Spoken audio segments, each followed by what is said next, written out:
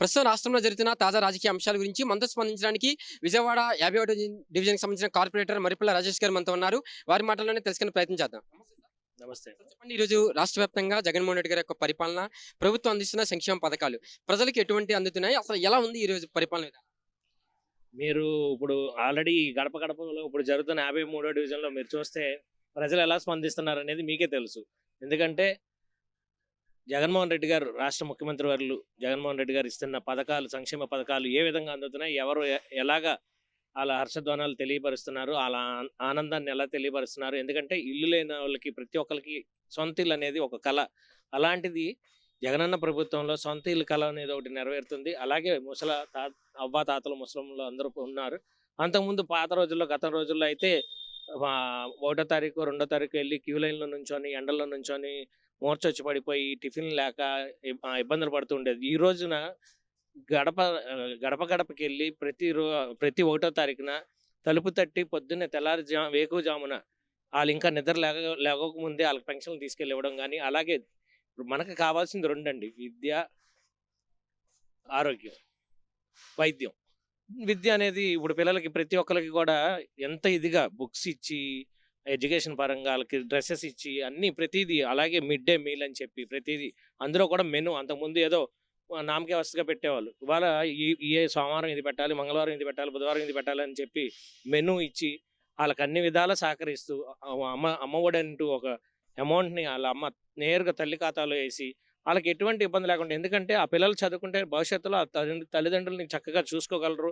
ఆళ్ళే రేపటి పౌరులయ్యి ఆళ్ళ ఫ్యామిలీని అంతా ఒక ట్రాక్ ఎక్కి చక్కగా మంచిగా ఉంటారని చెప్పి అలాగే అలా చేయడం గానీ, ఆసరా అవనియండి, చేయూత అవనియండి, అలాగే కాపు నేస్తం అవనియండి, అలాగే అన్నీ ప్రతి పథకం కూడా ఎంత ఇంపార్టెంటో. అలాగే అగ్రకులాల్లో కూడా వచ్చేసరికి ఎకనామికల్లీ వీకర్ సెక్షన్ అని చెప్పి ఎవరైతే లేనోళ్ళు ఉన్నారో ఆళ్ళందరికీ కూడా చేయడం గానీ, అలాగే వైద్యంలో వచ్చేసరికి ఆనాడు దివంగత నేత వైఎస్ రాజశేఖర రెడ్డి గారు ఆరోగ్యశ్రీ అని పెట్టి తర్వాత 108 అంబులెన్స్‌లను పెట్టి అన్నీ ఇంత ఇదిగా చేస్తున్న టైంలో తర్వాత టీడీపీ హయాంలో అయన్నీ మూతపడిపోవడం గానీ అయన్నీ జరిగింది. ఇవాళ ఆరోగ్యశ్రీలో దరిదాపు 3200 పైచిలుకు వ్యాధుల్ని దాంట్లో పొందుపరిచి ప్రతి ఒక్కదానికి కూడా ఏమి రూపాయి బిళ్ళ ఖర్చు లేకుండా హాస్పిటల్‌కెళ్ళి చేసుకుంటే, అంటే మామూలుగా గవర్నమెంట్ హాస్పిటల్‌కి ఎక్కడికి వెళ్ళేది కాకుండా నేరుగా కార్పొరేట్ హాస్పిటల్‌కెళ్ళి డైరెక్ట్‌గా చేయించుకొని ఫ్రీ మెడిసిన్‌తో, ఫ్రీ వెడ్డింగ్‌తో అంతా క్లోజ్ చేసుకొని మళ్ళీ ఇంటికొచ్చాక కూడా ఒక నెల రోజుల పాటు ఇబ్బంది లేకుండా గడిచేటట్టుగా ఆళ్ళకి అన్ని సౌకర్యాలు ఏర్పరుస్తున్న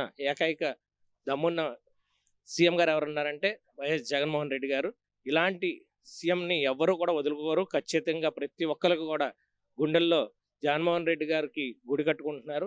ఖచ్చితంగా 2024లో వై నాట్ 175 అనేది ఖచ్చితంగా జగన్మోహన్ రెడ్డి గారు ఏ ఆశతో అయితే ఉన్నారో అందరూ కూడా ఆ దిశలోనే ప్రయాణిస్తూ జగన్మోహన్ రెడ్డి గారిని మళ్ళీ మరొకసారి జగన్మోహన్ రెడ్డి గారిని సీఎం చేసుకుంటూ, అలాగే ఇలా పశ్చిమ నియోజకవర్గంలో ఇక్కడ ఆసిఫ్ గారిని ఎమ్మెల్యే చేసుకుంటూ, ఇన్ఛార్జిగా ఇచ్చిన ఆసిఫ్ గారిని ఎమ్మెల్యే చేసుకుంటూ, అలాగే సెంట్రల్‌లో ఎందుకంటే ఇక్కడ పశ్చిమ నియోజకవర్గంలో గతంలో వెల్లంపల్లి శ్రీనివాసరావు గారు ఇక్కడ ఎమ్మెల్యే గారు, స్థానిక ఎమ్మెల్యే గారు ఏ రోడ్లు చూసినా ఏదన్నా డెవలప్మెంట్ అంటే 2024 అనేది సువర్ణాక్షరాలుగా చక్కగా డెవలప్మెంట్స్ చూపించారు. ఆ డెవలప్మెంట్స్ తరుణంలో ఇక్కడ కూడా అంత చక్కగా ఆయన కూడా సెంట్రల్‌లో అదే భారీ మెజారిటీతో గెలుస్తారు. ఇక్కడ ఆసిఫ్ గారు కూడా గెలుస్తారు. జగన్మోహన్ రెడ్డి గారిని నమ్ముకొని పార్టీ కోసం ఎంత కృషి చేసిన వ్యక్తి షేక్ ఆసిఫ్ గారు. అటువంటి వ్యక్తిని ఈరోజు ఎమ్మెల్యే అభ్యర్థిగా ప్రకటించడం మైనారిటీ వర్గానికి సంబంధించి ఎటువంటి ఆనందం వ్యక్తపరుస్తున్నారు వాళ్ళందరూ? మైనారిటీస్ అంతా కూడా చాలా హ్యాపీగా ఉన్నారండి. ఎందుకంటే ఆసిఫ్ గారు ఒక చిన్న కార్యకర్తగా వచ్చి ఒక కార్పొరేటర్‌గా పోటీ చేసి ఆయనకి ఒక మైనారిటీ ముస్లిం కార్పొరేషన్ చైర్మన్ ఇచ్చారు. అలాగే ఇక్కడ ఈ ప్రభుత్వంలో జగన్మోహన్ రెడ్డి గారి దగ్గర డబ్బున్నదా లేదనేది కాదండి. మనకి పార్టీకి ఎంత కష్టపడ్డారు ఏంటనేది చూసుకొని ఆ రకంగా చూస్తారు గానీ డబ్బున్నోడు ఇది అని అలాగే ఉండదు ఇక్కడ. పార్టీకి కష్టపడినోళ్ళకి, పార్టీని నమ్ముకున్నోళ్ళకి ఖచ్చితంగా మంచి రోజులనేవి ఉంటాయనేది దానికి నిదర్శనమే ఆసిఫ్ గారికి ఇన్ఛార్జిగా ఇచ్చి ఎమ్మెల్యే సీట్ ఇవ్వడం. విజయవాడ నగరపాలక సంస్థలో స్టాండింగ్ కమిటీ మెంబర్ కూడా ఉన్నారు.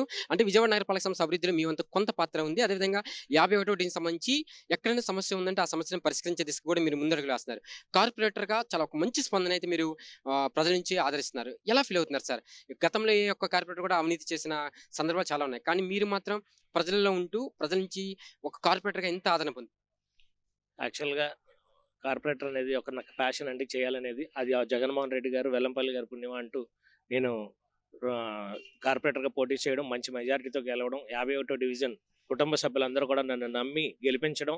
అదే విధంగా వాళ్ళు ఏ కష్టకాలంలో కూడా ఏదున్నా కానీ ఫోన్ చేస్తే అందరికీ ఎమ్మటనే ఆ ఫోన్ అటెంప్ట్ చేసి ఖచ్చితంగా వాళ్ళకి ఇది అవ్వడం, వాళ్ళని అటెండ్ చేయడం, వాళ్ళ కష్టాన్ని వాటర్ అవనివ్వండి, డ్రైనేజ్ అవనివ్వండి, ఏదన్నా కానీ. ఏంటంటే మా కొండ ప్రాంతం 95% అంతా కొండ ప్రాంతం. ఆ కొండ ప్రాంతంలో మాకున్న ఇబ్బందులు ఏంటంటే కాలువలు, మెట్లు, డ్రైన్లు, వాటరే. ఈ ఒక్కటి చేసి పెడితే మేము చాలా వాళ్ళకి చాలా అంటే ఊహించినంతగా చేసినట్టుగా ఉంటుంది. ఖచ్చితంగా మా మేయర్ గారు రాయన్ భాగ్యలక్ష్మి గారి సహాయ సహకారాలతో, వెల్లంపల్లి గారి సహాయ సహకారాలతో, ఇప్పుడు ప్రస్తుతం ఆసిఫ్ గారి సహాయ సహకారాలతో, అలాగే మా కమిషనర్ గారు స్వప్నిల్ దినకర్ గారి సహాయ సహకారాలతో అన్ని డెవలప్మెంట్స్ కూడా త్వరితగతిన తొందరగా చేయడం జరుగుతుంది. ఆల్రెడీ మంచి డెవలప్మెంట్స్ చేసాం. ఇక రానున్న 2 సంవత్సరాల్లో కూడా మంచి డెవలప్మెంట్స్ చేసి వాళ్ళు నన్ను నమ్మి ఓటేసి గెలిపించుకున్నందుకు ఖచ్చితంగా వాళ్ళకి ఎటువంటి ఏమీ తక్కువ చేయలేదనే విధంగా ఆ పేరు తెచ్చుకోవడానికి అయితే నేను ఖచ్చితంగా ప్రయత్నిస్తాను. మళ్ళీ చెప్పండి, ఇక్కడ సెంట్రల్ నుంచి సంబంధించిన వ్యక్తిని, అంటే ఇక్కడ పశ్చిమ నుంచి సంబంధించిన వ్యక్తి ఎమ్మెల్యే, ప్రజలు నిరంతరం ఉండే వ్యక్తి సెంట్రల్ నుంచి మార్చారు. అక్కడ బొండం అనే వ్యక్తి చాలా పటిష్టమైన వ్యక్తి. ఎదుర్కొని పోతారా? అసలు గెలిచే అవకాశం ఎంత మేర ఉన్నాయి వెల్లంపల్లి సెంట్రల్? ఏమండి, వెల్లంపల్లి గారి పని ఏంటనేది యావత్ రాష్ట్రానికే తెలుసు. ఎందుకంటే ఎండోమెంట్ మినిస్టర్గా ఆయన ఉన్నప్పుడు గతంలో టీడీపీ హయాంలో ఇదే 1 టౌన్లో కానీ ఎక్కడెక్కడ గుళ్ళన్నీ కూల్చేసిన విషయం అందరికీ తెలుసు. ఆ గుళ్ళన్నీ కూడా జగన్మోహన్ రెడ్డి గారి సహాయ సహకారాలతో వెల్లంపల్లి గారు ఎండోమెంట్ మినిస్టర్గా ఉండి ఆ గుళ్ళన్నీ కూడా మళ్ళీ నిర్మించి ఆ గుళ్ళన్నీ మళ్ళీ ప్రారంభించి అంత చక్కటి ఎండోమెంట్ మినిస్టర్ అనే మాటకే ఒక వన్నీ తెచ్చిన ఆయన వెల్లంపల్లి శ్రీనివాసరావు గారు. సో అక్కడ సెంట్రల్ అవనివ్వండి, ఎక్కడన్నా కానీ జగన్మోహన్ రెడ్డి గారు ఆదేశిస్తే ఎక్కడన్నా పోటీ చేస్తారు. ఖచ్చితంగా ఆయన అంతే మెజారిటీతో గెలిచే దిశగా ఉంటారు. ఎందుకంటే ఆయన అంటూ ప్రతి ఒక్కరికి తెలుసు. గడిచిన 4.5 ఏళ్ళలో ప్రతి గడపకి గెలిచిన రోజు కానించి డే 1 నుంచి కూడా ప్రతి గడపకి ఇక్కడ చిట్ట చివరి కొండలు ఏరియాలు ఎక్కిన రోజులు కూడా ఉన్నాయి. ప్రతిది ఒకటికి 4-5 సార్లు ప్రతి కొండ చిట్ట చివరి కూడా ఎక్కి వాళ్ళు ప్రతి ఒక్క సందులో కూడా అక్క, అన్న అని పేరుతో పిలిచి అంత చక్కగా వాళ్ళతో మమేకమైనప్పుడు ఖచ్చితంగా ఇదే రిజల్ట్ అక్కడ కూడా ఖచ్చితంగా ఉంటుంది. అదే భారీ మెజారిటీతో బోండమ్మ గారి మీద ఖచ్చితంగా డంకా మోగిస్తారని చెప్పి తెలియపరచుకున్నాం.